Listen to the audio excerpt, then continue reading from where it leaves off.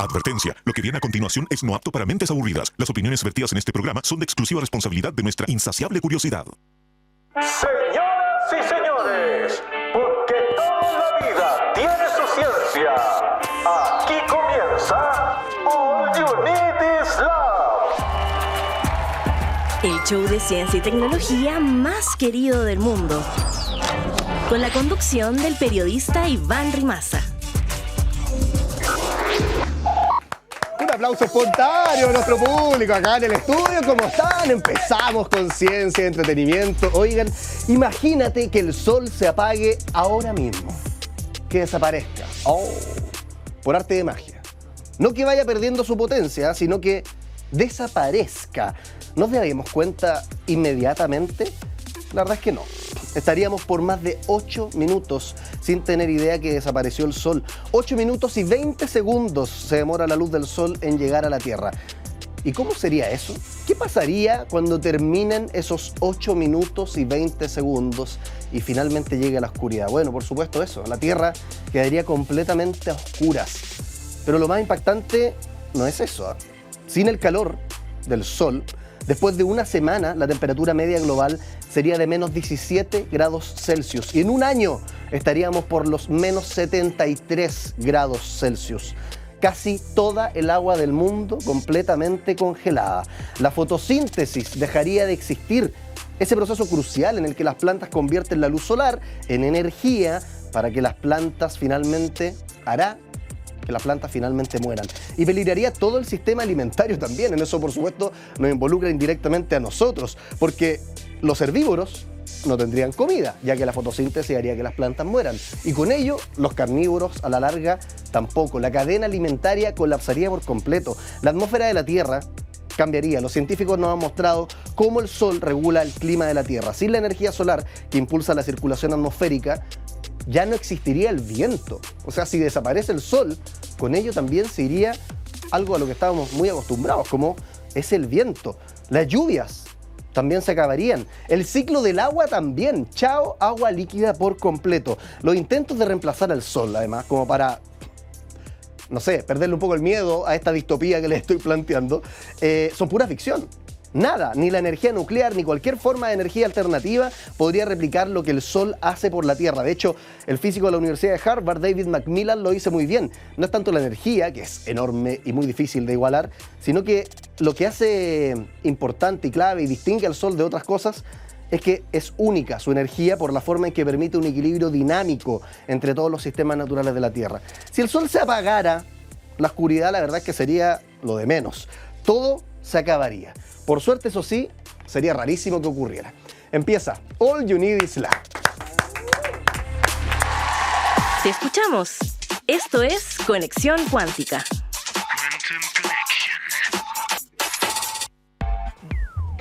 Esa es la idea, escucharte, leerte, que participes en todas las redes sociales de All You Need Is Love, @stgo.tv, @radiousach, @diariousach. Es re fácil usar Instagram, tú pones Usach y te van a salir todas estas redes sociales recomendadas y cualquiera de ellas sirve para ver los contenidos que estamos publicando a diario.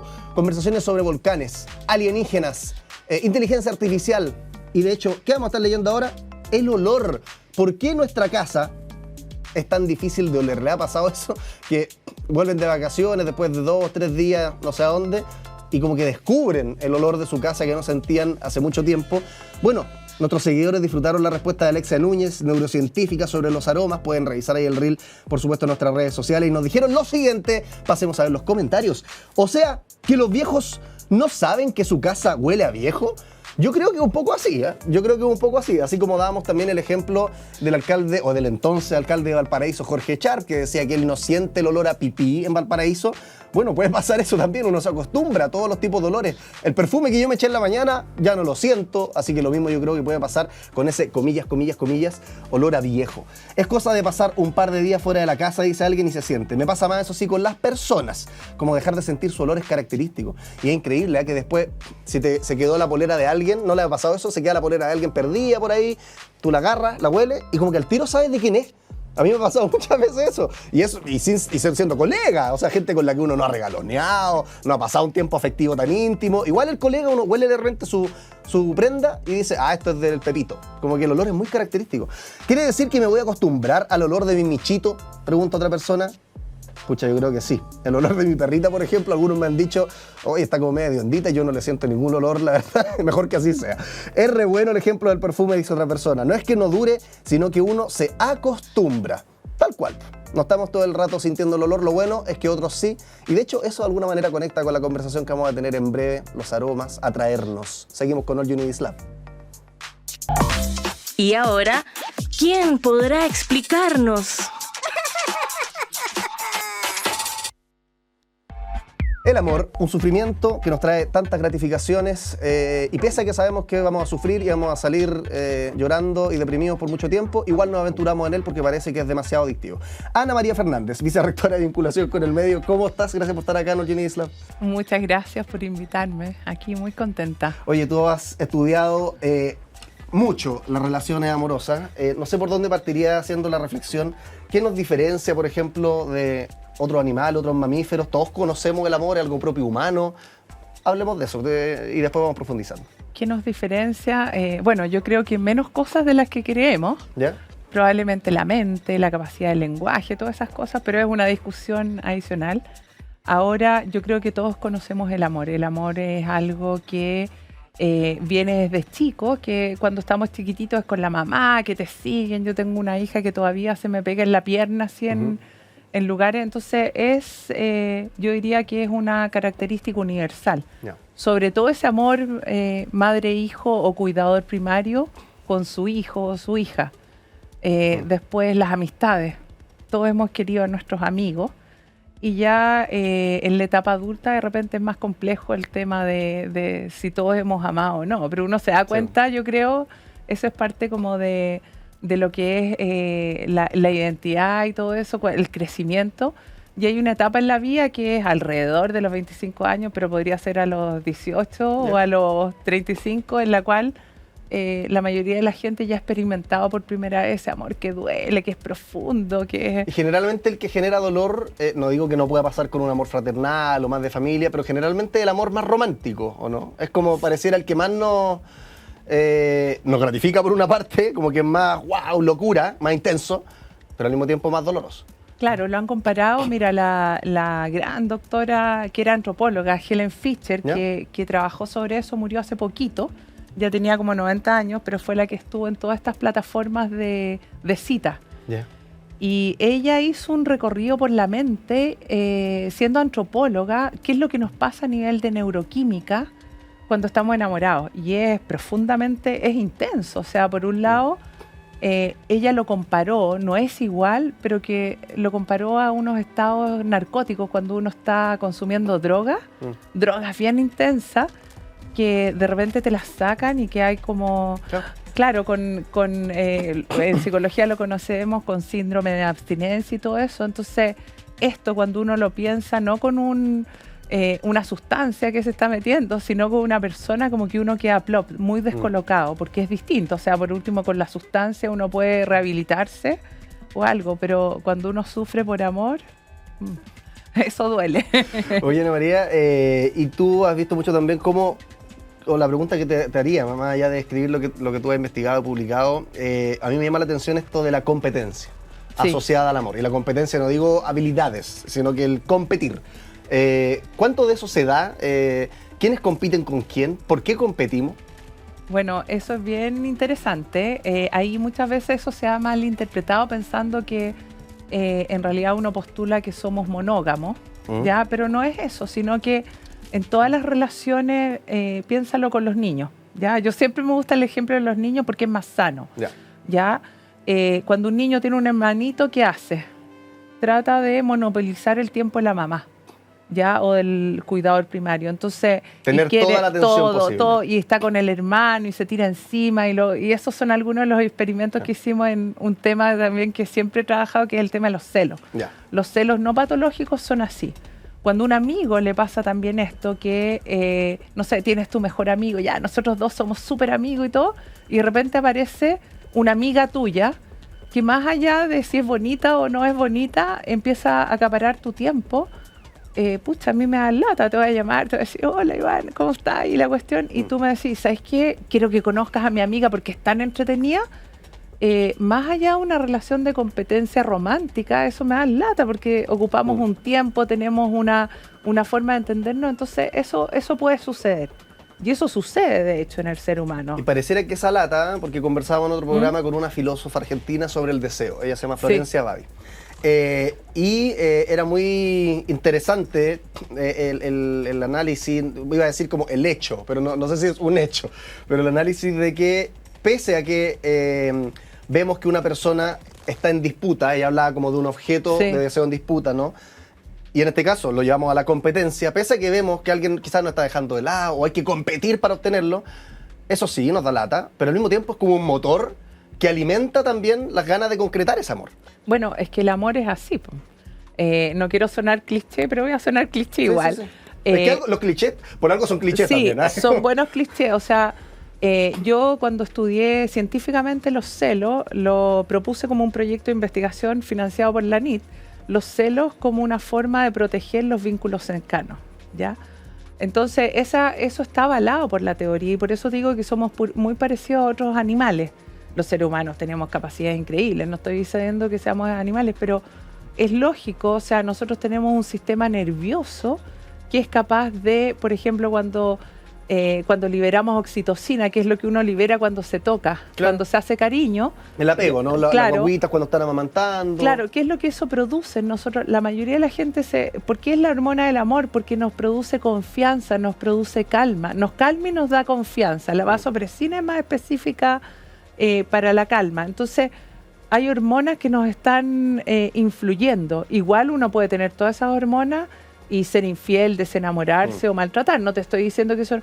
Pero sí es un mecanismo biológico. Mágicos. Claro, es un mecanismo biológico que nos está influenciando. Entonces, en el día a día, eso es lo lindo de la psicología, que en el día a día uno puede entender cómo funciona la mente y todo, y después cada ser humano es un camino distinto. ¿Cuáles son los principales problemas que aparecen en una relación de pareja? Eso es súper interesante. Yo creo que ahí podemos enumerar 500, ¿no? Pero por eso es como los que más se repiten. Es que yo creo que uno de los importantes es el estrés. Ya, de hecho, yo soy coinvestigadora de un Fondesit en los estresores ¿cómo se llama? Diet coping. El ajuste, claro, diádico ante el estrés, ya que lo dirige una colega mía de la Católica que trabajamos en muchos proyectos juntas. Y la verdad es que después de la pandemia, no sabíamos, este proyecto se inició después de la pandemia, como en el 2022-2023, y no sabíamos qué era lo que iba a venir, pero lo que sí sabíamos y lo que sí aprendimos es que íbamos a estar estresados. Entonces ella, como trabaja mucho con parejas, dijo, ¿cuáles son los principales estresores? Económicos y el estresor respecto a la salud y todo. ¿Y qué nos produce? Depresión. Entonces, si tú piensas, el estrés, ¿por qué se da? Porque un día no tenés plata para pagar las cuentas. El estrés se da porque tú piensas que hay que criar a tu hijo de una forma o de otra forma. El estrés se da porque tienes hijos. El estrés se da porque no tienen hijos y uno está pensando que alguien podría hacer competencia, lo que tocamos. Entonces, hay miles de formas. En realidad, cuando las parejas tienen la capacidad para hacer frente al estrés, ser empático, ofrecerse ayuda, que es súper difícil. O sea, si no tenés plata y el otro no te da los recursos que se había comprometido a dar, eso genera un conflicto en cualquier parte. Los bancos te matan a llamadas, pero en una relación de pareja, puede ser una situación súper difícil. O sea, más allá de lo que algunas veces la gente dice, como no, es que no somos compatibles, tenemos gustos muy distintos, o que los horarios, no sé, un montón de lista innumerable de cosas que podrían atribuirse generalmente a la relación que no está funcionando, me queda de lo que tú mencionas, que claro, muchas veces no son tanto cosas que emergen mágicamente de la relación, sino que son los problemas que están afectando a una persona y a la otra, terminan permeando la relación. Si los dos están hasta el loli, por decirlo así, con el estrés, con la pega y no dan más, bueno, probablemente eso va a hacer que tarde o temprano la relación se vea afectada también. Claro, pero eso es lo bonito del amor, porque el amor, que en este caso, ¿cierto?, lo estudiamos como apego.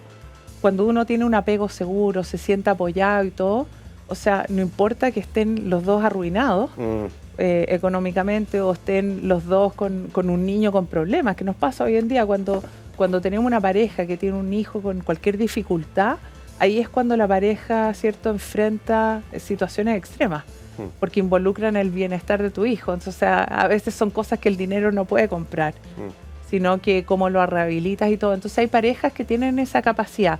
Y hay muchas teorías que, bueno, las del apego, en realidad lo que dicen es que cuando las personas han tenido una historia de vida en la cual han sido capaces de apoyarse en el otro, de decir, oye, ¿sabes qué? Estoy mal, necesito ayuda.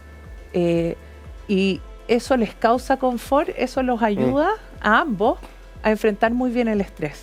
Oye, Ana María, ¿y hay algo naturalmente afectado por el patriarcado, ¿no? Que más allá de las banderas es un hecho? Yo creo que ser negacionista para desconocer que el patriarcado es una realidad de los últimos cientos de años. ¿Eso de alguna manera ha moldeado la forma en que los hombres y las mujeres entendemos generalmente el amor? Y hago esa precisión porque obviamente no hay nada per se en la genética que nos diferencie cómo vayamos a entender el amor, pero sí como nos vamos criando, supongo que el crecer como mujer y el crecer como hombre en esta sociedad patriarcal hace que al final tengamos quizás imágenes distintas o entendimientos distintos del amor. Yo creo que son desafíos distintos. O sea, si me lo preguntas a mí, probablemente comparten conmigo todas las mujeres que han sido mamás. Mira, yo estoy en un cargo de alta gestión en la universidad, pero soy mamá, ¿cachai? Entonces, no hay forma de que un hombre en un cargo de alta gestión tenga las mismas demandas. O sea, igual tú llegas igual si te llaman del colegio porque tu hija está enferma, va a ser así. Entonces, hay una versión del amor que yo por eso entiendo muy bien. No soy una feminista extrema, pero participo en los movimientos feministas y creo en eso. Hay cosas innegables también. Claro, son cosas innegables. O de repente la carga, la distribución de roles afecta mucho, claro, porque, claro, o sea, de repente hay diferencias individuales, todas las parejas son distintas, el mundo ha avanzado, pero ha avanzado poco en el entendimiento general. O sea, por ejemplo, lo que nosotros veíamos con ese estudio con la Diana Rivera, la doctora Rivera de la Universidad Católica, ¿cachai? Es que sus hijos, o sea, que las parejas que tienen hijos tienen niveles de estrés mucho más altos, tienen menor satisfacción con la pareja. Entonces, ese es un estresor que probablemente también esté dando cuenta de esta realidad que yo te digo, que nosotros tratamos de enfrentarla con leyes laborales, con distintas formas. Sí. Esta universidad es pionera en eso. Claro. La Universidad de Santiago tiene una vicerrectoría de calidad de vida, género, pero aún así, con todos esos esfuerzos, siempre que tengamos una estudiante que tiene un hijo y está estudiando, va a estar enfrentada a una realidad muy distinta. Alguien que no. A uno o a un compañero de sexo masculino que no tiene o sea, que no tiene que amamantar, por ejemplo. O sea, entonces, esos son tipos de realidades que yo creo enfrentan otros desafíos. Que enfrentan otros desafíos y que de repente no los podemos... A ver, tampoco... son pequeñas diferencias, pero el rol maternal es un problema. Hoy en día tenemos una sociedad que no está teniendo guagua. Evidentemente, esto debe tener que ver con eso a nivel mundial, pero sobre todo acá. Oye, Ana María, tenemos un juego en este programa que le hacemos a todos los invitados. Tenemos dos juegos en realidad. Ya. Están acá escondidos. Yo voy a sacar la pecera. Ya. La pecera tiene un montón de factos reduccionistas, medio provocadores, relacionados con un área de la especialidad del invitado. En este caso, estamos llenos acá de factos reduccionistas, provocadores sobre los celos. ¿Te parece? Entonces ahí vamos a entrar a hablar de los celos a propósito de algunos de estos papelitos. La idea es que yo lo saque y dependiendo de qué tan escandaloso sea, tú lo confirmes, lo niegues rotundamente o le dé ahí algún matiz que nos acerque a la verdad. Sí que existe, de alguna forma.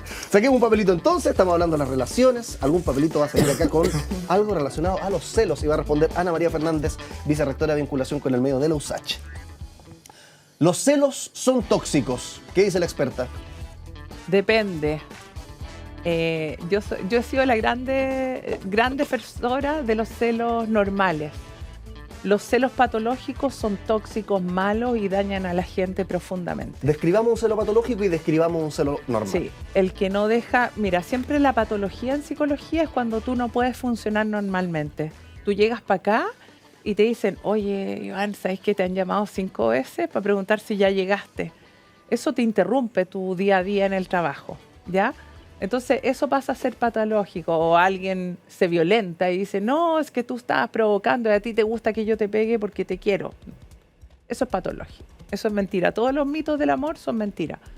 Versus una persona que está en no sé, en un encuentro con amigos y ve que una niña muy estupenda se acerca a su pareja, empieza a hablar con él, son heterosexuales, y se acerca y sutilmente lo saca y le dice, oye, ese es un tipo de, lo que hablamos, competencia o un tipo de celo que más bien está protegiendo. Y de ahí no debiese pasar a mayores, ahí uno se siente seguro. Esas son las técnicas que ocupamos. Porque hay otro factor reduccionista podría haber sido los celos son señal de amor, ¿no? Como que están las dos formas también, lamentablemente muy opuestas, polarizantes. Yo creo que, como tú dices, hay que buscar un punto medio.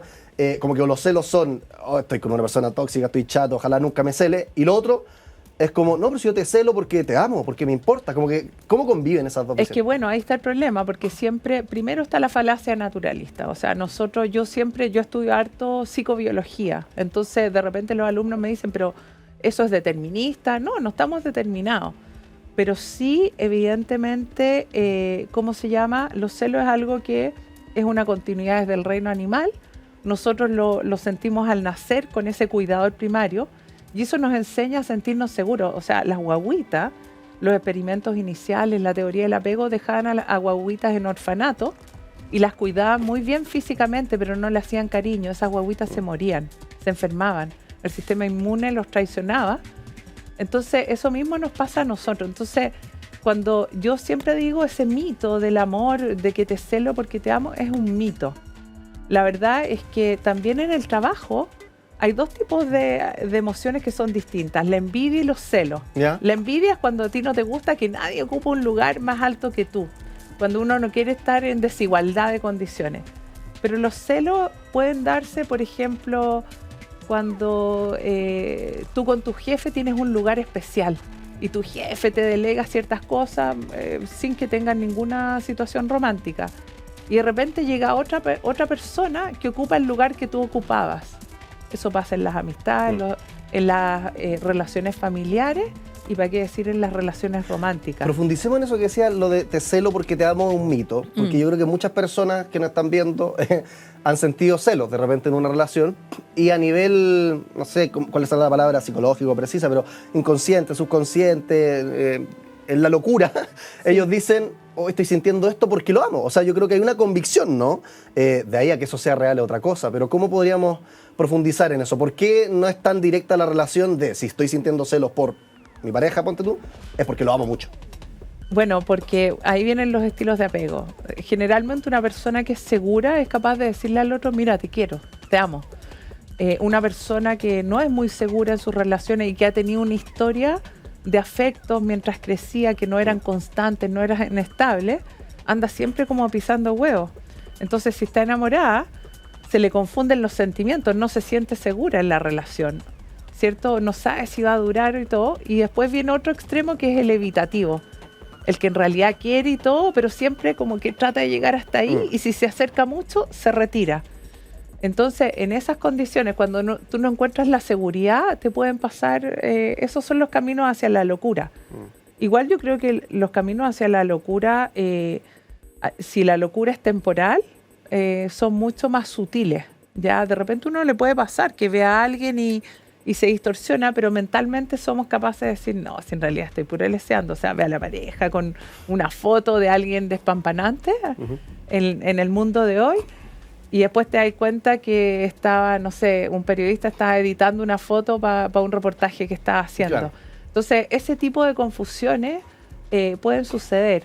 Ahora con los niños, por eso digo, yo con los niños somos mucho más permisivos en ese sentido. Cuando un niño pequeño, cuando un amigo, cuando una niñita llega a la casa llorando porque otra amiga tiene otra mejor amiga, su amiga tiene una mejor amiga y es un drama vital, nadie dice, oh, qué patológico. Sino que entonces es como lo mismo. Lo que pasa es que, bueno, como adultos tenemos de repente comportamientos mucho más inadecuados. Ya hay una realidad que muchas veces se desconoce. O sea, físicamente nosotros por estructura ósea Evidentemente los hombres y las mujeres tenemos una diferencia donde, no sé, si yo te agrego físicamente va a ser muy distinto a si tú musculoso me agredes físicamente. Entonces se mezclan un montón de factores, ¿ya? Pero yo creo que cualquier persona que ame puede sentir celo. Ahora, si eso lo lleva a la locura, va a depender de estas otras variables que son las que estudiamos. ¿Los celos afectan de alguna manera no sé si este es un concepto bonito para usar en el amor, ¿no? Pero las relaciones de poder al interior de la relación, es decir, el hecho de que uno manifieste más celos que otro, puede hacer eso que eventualmente, no sé, uno se sienta más sumido o a la merced de la otra persona, o puede afectar la relación, la constante manifestación de celos, por muy sanos que sean. Sí, es que yo creo que los celos sanos no se manifiestan. Si tú los piensas, ¿Ya?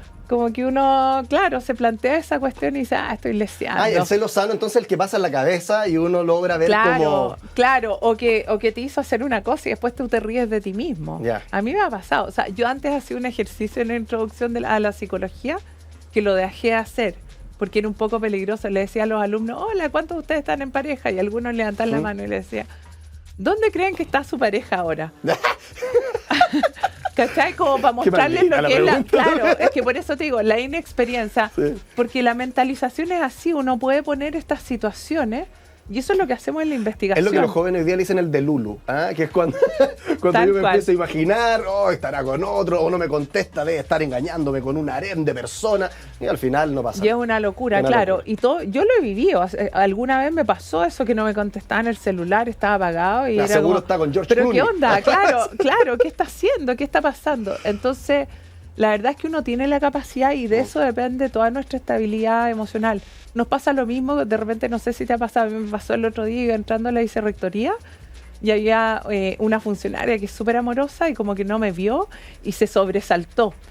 Ya, eso es propio de los seres humanos, nos pasa, de repente nos asustamos sin querer queriendo y uno se ríe así, onda, ¡ay, qué vergüenza! Pero la verdad es que tenía el corazón así como que se espantó. Lo mismo nos pasa con otras emociones y con las emociones sociales. Y tenemos la capacidad de repente de poder hacer frente a esto sin problema. Oye, Ana María, antes que nos despidamos, lo último, un consejo ahí para la gente que nos está escuchando, porque aparecen celos en una relación, naturalmente, como tú dijiste, si aparecen, generalmente no son sanos, no por eso son tóxicos, ¿no? Pero claro, aparece un celo, y yo soy al menos un ferviente creyente en que no hay que mandar al carajo todo necesariamente, sino que podemos enfrentarlo de alguna forma.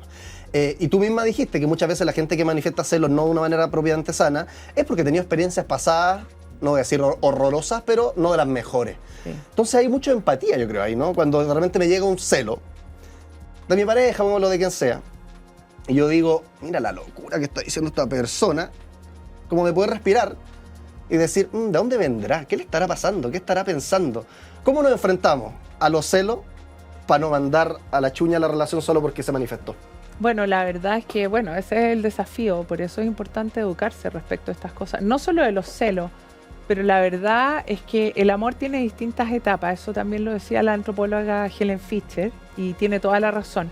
Hay una parte que es como bien desesperada, física, sexual, que es la pasión, la parte inicial, donde estamos llenos de neuroquímicos y la dopamina está así, uno piensa en el otro, no ve nada negativo y todo eso, ¿ya? Después hay una parte de la relación que está más centrada en el apego. Se va generando esta sensación de que tú estás bien cuando yo estoy bien. Te preocupa que el otro no haya llegado tarde a la casa si no lo pusiste. O sea, te preocupan esas cosas, un portonazo. Es como si se forma una parte de ti. Claro, es una parte de ti que quieres que esté bien. Y es un tipo de amor que es mucho más bondadoso y es apegado.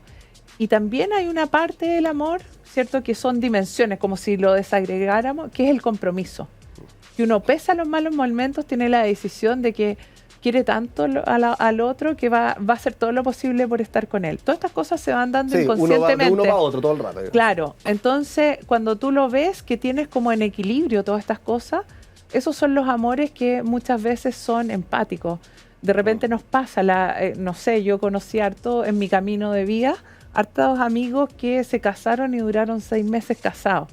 después de hacer una tremenda parafernalia y un matrimonio precioso, como que no duró, porque probablemente se casaron en esa etapa, mirando retrospectivamente, en esa etapa de pasión y todo, entonces se le agarraron los neuroquímicos y no había por dónde agarrarse.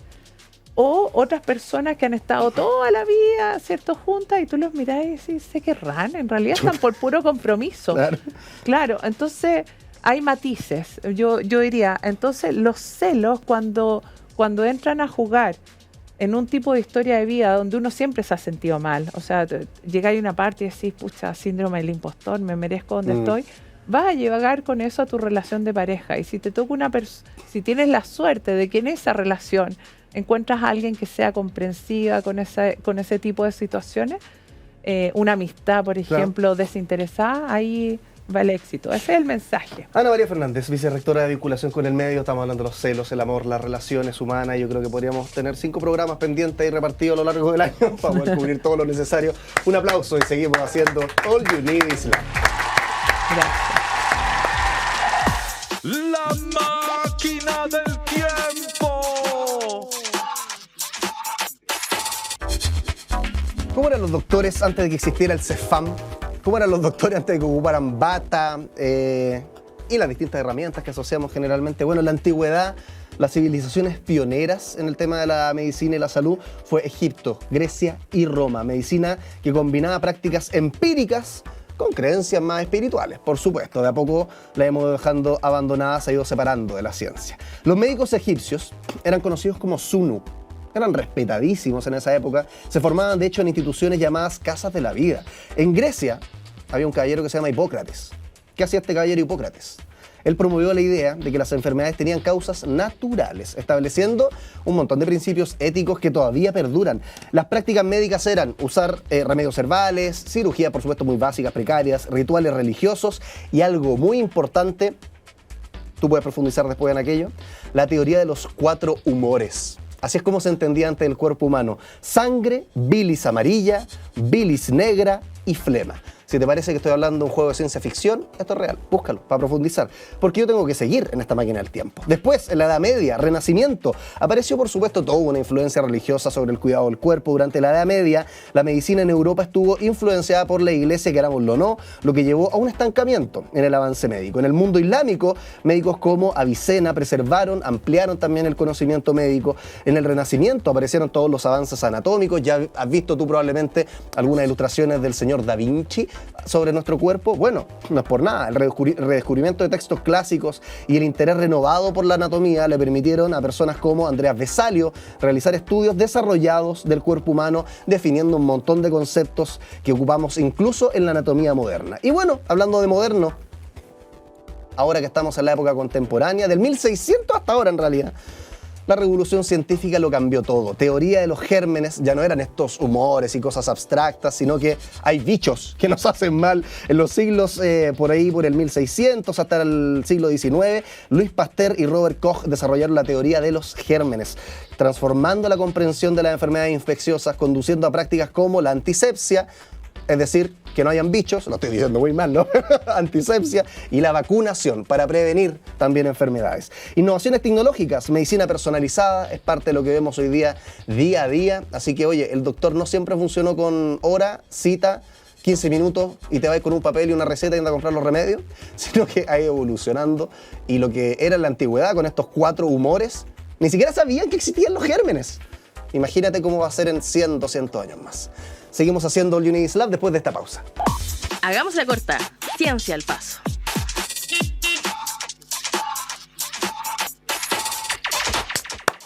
Seguimos haciendo All You Need Is Love. Oye, pasó algo muy interesante. Revivieron al lobo huargo, una especie extinta hace 13.000 años. Revivieron entre 148.000 comillas que me pongo alrededor de la cabeza, porque, por supuesto, ya se extinguió, y este proceso de la desextinción lo que hace de alguna manera es clonar, copiar genes antiguos y traerlos al mundo actual. Ahora, veamos la noticia, porque esto tiene un montón de implicancias hasta éticas y ecológicas. Se trata de la empresa estadounidense Colossal Biosciences, que de hecho prometió hace un tiempo revivir al mamut lanudo. Bueno, ahora logró revivir comillas, revivir al lobo huargo, una especie que se extinguió hace más o menos 13.000 años. Usando ADN antiguo extraído de fósiles, los científicos editaron genéticamente células madre de lobos grises para incorporar características del lobo huargo, como que es un poquito más grande, pelaje blanco, tiene una complexión también más robusta, lo estamos viendo ahí en imágenes por Santiago Televisión. Los embriones resultantes, mira qué linda la cría de lobito. Bueno, los embriones resultantes fueron implantados en perras comunes que dieron a luz a 3 cachorros: Rómulo, Remo y Calesi. Esos fueron los nombres que le puso la empresa, por supuesto. Este avance representa la primera desextinción exitosa de un animal usando técnicas de edición genética basadas en CRISPR. Que CRISPR es una herramienta que sirve justamente para ver el ADN así, hacerle un zoom gigante y poder modificar las partes que tú quieras. Colossal Biosciences, cofundada por el caballero George Church, tiene planes de revivir, como te decía, otras especies extintas como el mamut lanudo o incluso el tigre de Tasmania. Si bien en redes sociales esto ha generado un montón de revuelo, la duda que yo les dejo a ustedes: ¿qué sentido tiene? ¿Por qué queremos revivir 13.000 años después de una especie que ya se extinguió? Es como querer revivir un dinosaurio y meterlo en mi apartamento, ¿no? El entorno cambió por completo. El mundo no es el mismo que tenía ese lobo cuando vivía hace 13.000 años atrás. Entonces, de alguna manera lo pongo en duda, porque también es como estas cosas del ser humano. Es como, me lo piteé, lo maté, pero lo puedo arreglar, porque soy súper inteligente, así que lo hago aparecer de nuevo. Desextinción. ¿Qué piensan ustedes? Seguimos haciendo All You Need Is Love. El que sabe, sabe. Y el que no conduce. Vamos a hablar de los misterios ocultos de la ciencia, el nuevo libro de Fernando Izagurrieta, astrónomo, que si bien no está con nosotros presencialmente acá, sí está su libro con un vasito de agua ahí al lado. Así que, Fernando, ¿cómo estás? Te conectas con nosotros a través de la distancia. ¿Cómo estás? Sí, ¿qué tal? Súper contento de estar aquí, pues, con ustedes en forma virtual desde Conce. Estaba aquí mirando ver la noticia de los lobos contigo. Oye, qué animales más lindos. No, y esto también fantástico. que decía el ser humano, ¿no? Es como, me pité a los lobos, bueno, ahora los revivo. Y listo, solucionado, pero pareciera, ¿no? Como que le buscamos así la solución a las cosas. Oye, Fernando, Sí. Tu libro, Misterios Ocultos de la Ciencia, tiene un montón de cosas que de repente uno dice, ¿esto es teoría conspiranoica? ¿Es ciencia? ¿Cuál es tu relación con eso? ¿Cómo encuentras que se juntan ambas cosas? Que creo que es un poco el hilo central también de tu libro, como decir, ¿cuánto tiene de ciencia esta locura que escuché alguna vez?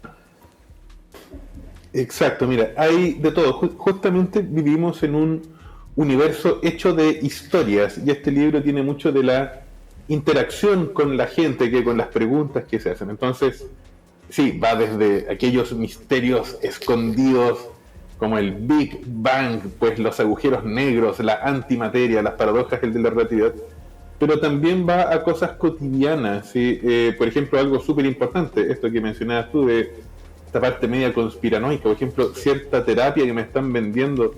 Oye, ¿él funcionará o será una estafa? Por ejemplo, tengo un capítulo respecto de eso. O sea, es algo súper importante en nuestra época. ¿Cómo saber cosas? ¿Cómo lo hago para ser tan abierto de mente como sea posible para explorar el universo sin que se me caiga el cerebro, ¿sí? Y que el chamullento que pase que me venda la pomada, justamente. Sí, y justamente por ahí hay un capítulo sobre la sanación cuántica, cuánto de cuántico tiene esto, cuánto de realidad tiene, Y de hecho, cuánto de ahí, esta Fernando, puede tener. Así que ahí... en el capítulo de la sanación cuántica tú dices, estoy ya chato, que cada vez más en la universidad chilena se propague este tipo de ideas. Y me llama la atención que hagan o sea, que estés chato, yo creo que lo entiendo perfecto, pero las universidades están como poniéndose detrás de estas cosas. ¿Cómo es ese fenómeno? Mira, lo que sucede es que lamentablemente nos hemos compartimentalizado mucho de muchas maneras. Por ejemplo, cosas buenas que hay en Chile. Chile tiene una comunidad científica fantástica, ¿sí? Tenemos muy buenos científicos. Entonces es algo de lo cual uno puede estar orgulloso. Ahora, el problema está que cuando hay que tomar las decisiones importantes, tú no les consultas a estos súper buenos científicos pues el que tienen. Por ejemplo, desde el Ministerio de Salud, y muchas veces dentro de las mismas universidades, quizás hay otra parte, quizás hay otra facultad que dice, oye, en vez de haberle preguntado justamente a los tremendos profesionales que tenemos aquí mismo, aquí en esta misma universidad, no, que le hacen caso a algún chamullento por ahí. Entonces, eso es algo que no puede pasar. En Chile tenemos que estar conscientes de que tenemos una comunidad científica de lujo, ¿sí? Y justamente es bueno después que la escuchemos. Oye, Fernando, ¿quién fue el matemático asesino? Me dio un poco de miedo leer ese capítulo. Que hubo un matemático que tuvo un historial criminal importante, ¿no? Así es, justamente el libro tiene un montón de historias distintas sobre estos misterios. Justamente hay un caso muy extraño de un matemático brillante que usó su inteligencia para enviar bombas con el propósito de frenar el desarrollo de la civilización. O sea, era una cosa esquizofrénica. Se hizo muy famoso, pues se llamó el Unabomber, era el apodo que le tenían. Justamente y en el libro se analiza eso. Oye, ¿por qué este personaje hacía esto? ¿Que estaría loco? ¿Tenía alguna motivación más profunda? Sí, o sea, son justamente esas historias misteriosas, ese lado B de la ciencia, el que se analiza ahí en el libro y se descubren un montón de cosas fantásticas. Oye, y el Unabomber es llamativo porque es muy conocido, de hecho su foto, como su mugshot también es súper famosa, pero pocos sabíamos que era un matemático. Sí. ¿Cuál era ese historial? Bueno, él era un matemático brillante. Él trabajó en la Universidad de California en Berkeley, fue en Estados Unidos, que es un lugar muy prestigioso, un lugar fantástico. Y justamente, y el tipo era muy brillante, trabajaba en un área de las matemáticas que en esa época se estaba completando, pero en lugar de usar su inteligencia para algo bueno, justamente su parte psicológica era media paranoica, muy pesimista, y pensó que era de alguna forma buena idea intentar frenar el desarrollo de de la civilización. El problema está en que eso es una muy mala idea. Él, pese a su inteligencia, ha caído presa de algo que se llama la falacia de apelación a lo natural. ¿Sí? Así que bueno, afortunadamente finalmente se le encontró y se le metió preso y murió en la cárcel. Pero claro, sí, justamente creo que la lección de eso es que si bien tenemos problemas enormes como civilización, uno no puede actuar desde la emocionalidad, desde la emocionalidad. Si uno dice, no, es que yo quiero ponerle una es que es mala idea, tienes que pensar con cuidado qué es lo que vas a hacer. ¿Sí? Justamente, esa es una de las cosas que se analizan ahí. Oye, tú hablabas antes de cómo, lo primero que dijiste, de hecho, cómo conocemos o cómo entendemos sin que nos explote la cabeza. Los profes en la universidad de repente hacen ramos de epistemología, le dicen ellos, que es como justamente cómo conocemos, cómo entendemos la realidad. ¿Cómo llegamos a todos estos descubrimientos asombrosos? Hagamos un poco de historia, yo creo que vamos a pasar incluso materia del colegio acá en esta conversación, pero ¿cuáles fueron como las primeras luces? De hecho, yo creo que una buena palabra para esta conversación astronómica. ¿Cuáles fueron las primeras luces de decir, parece que hay algo más allá? No solamente nubes, no solamente un cielo celeste. Exactamente. ¿Cómo descubro el cómo conocer cosas? Justamente en el libro igual se trata un poco de eso. ¿Cómo conoceremos de esto? O sea, por ejemplo, en algo que en nuestra época parece trivial. Por ejemplo, si yo te digo, cada estrella que se ve en el cielo es otro sol tan lejano que se ve como un puntito de luz. Eso es algo de nuestra época, quizás un niño de la ESA. Pero ¿cómo es que uno se entera de eso? ¿Cómo es que averigua? Obviamente hay toda una historia al respecto. O sea, hace miles de años hubieron antiguos griegos, en este caso Aristarco, que se dedicó a pensar que, pese a no tener un método científico como uno lo conoce ahora, pues sí lo ha usado, ha interaccionado con el universo, ha hecho que el universo sea el juez de sus ideas, y cuando se equivocaba, decía, bueno, ok, entonces cambiemos mi hipótesis, intentémoslo otra vez, y otra vez, y otra vez, hasta que te das cuenta del universo, hasta que el universo se revela ante ti. Ese juego es el corazón de la ciencia, y existe desde aproximadamente el 2000 años, ¿sí? Y justamente es con lo cual hemos construido el mundo, pues ahora en nuestra época. Hubieron un montón pues de descubrimientos, así también el cálculo, por ejemplo, algo que se enseña siempre en la universidad y que es la base de la física. También los primeros pasos se dieron hace miles de años y se perdieron aquellos manuscritos y fue toda una catástrofe, hubo que redescubrirlos justamente posteriormente.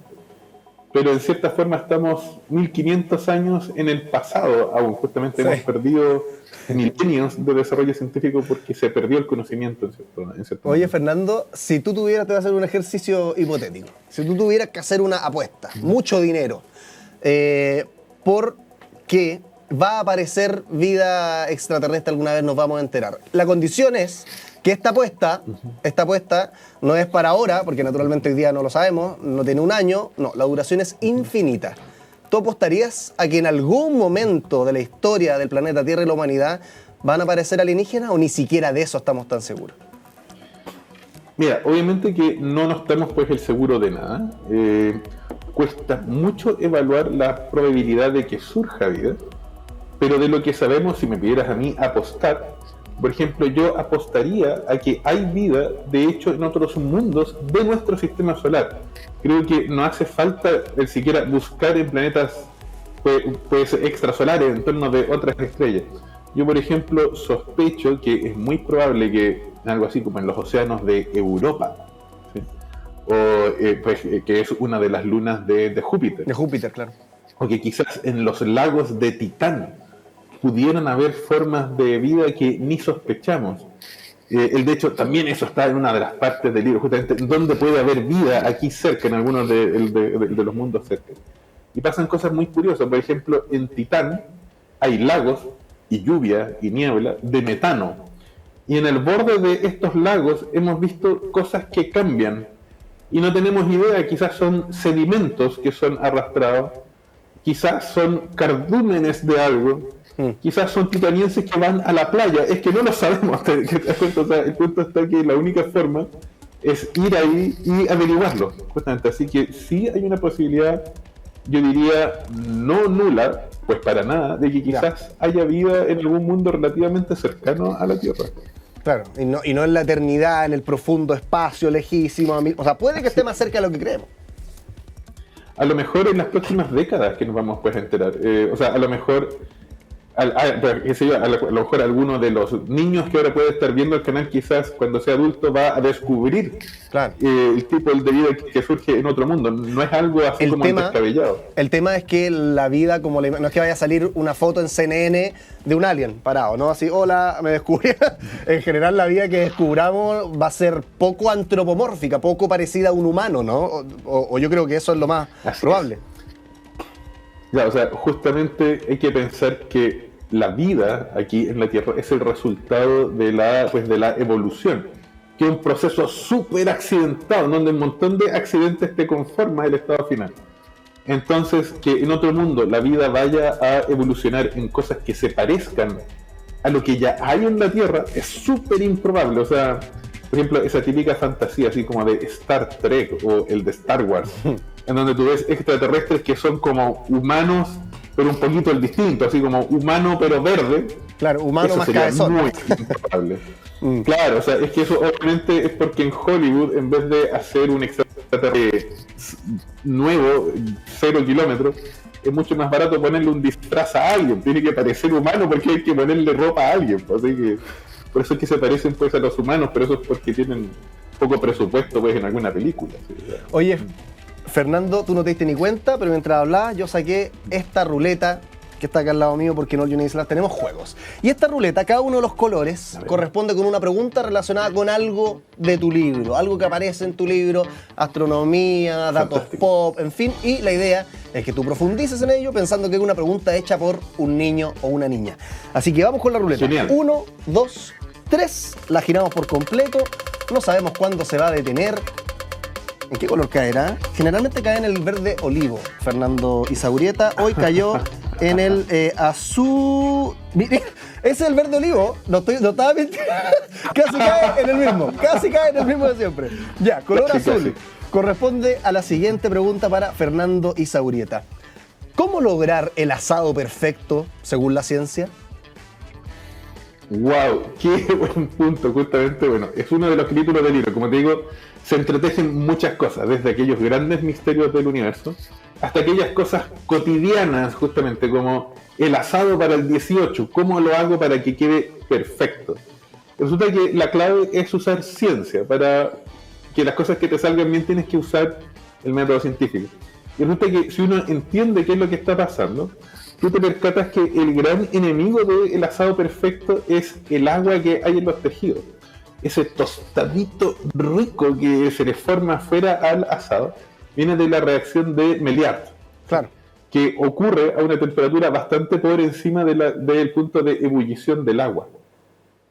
Entonces, ¿cuál es el problema? La clave al final es aquel eterno dilema en cuanto de a cuándo ponerle sal a la carne. Gente que dice, no, es que se lo pongo al comienzo, se lo pongo al final. Y todas esas opciones son incorrectas. ¿Sí?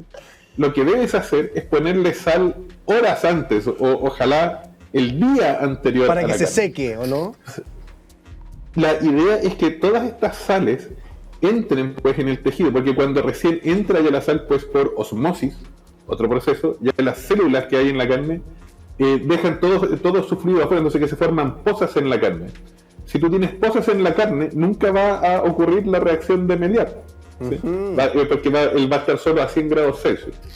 Todo esto tiene que entrar, ¿sí? Tiene que penetrar todas ya las sales en la carne, y cuando lo tires a la parrilla, entonces justamente tú ya no vas a tener esas pozas.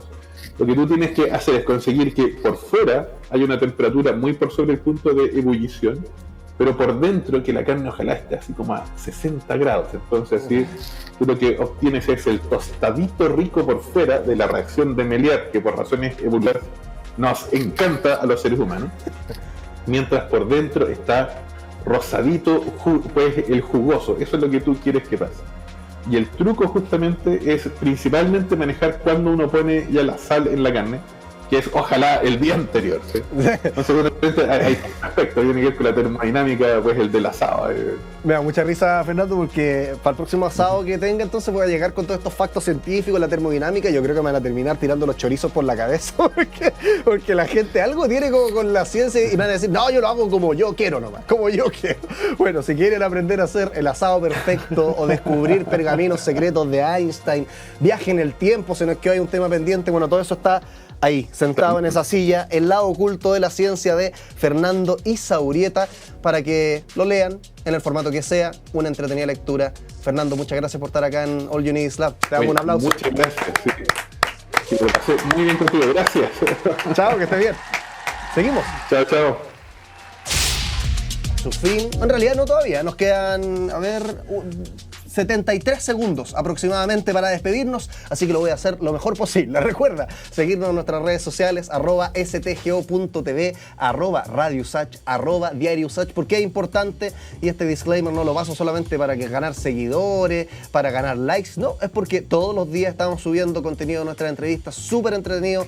¿Existe la vida en otros planetas? ¿Por qué no sentimos el olor de nuestra casa? ¿La inteligencia artificial va a terminar con el mundo tal como lo conocemos? Y tantas otras preguntas que tú te haces en tu cama mirando el techo o en el parque mirando las nubes. Bueno, nosotros acá las resolvemos invitando a los mejores expertos. Un agradecimiento a ti por vernos. Recuerda que nos puedes ver no solamente acá en Santiago, porque esto es una producción de Santiago TV, sino que en todo Chile a través de Zapping, Mundo Pacífico y distintas señales regionales. Así que cuando quieras, nos encontramos de nuevo mañana. Chao, chao.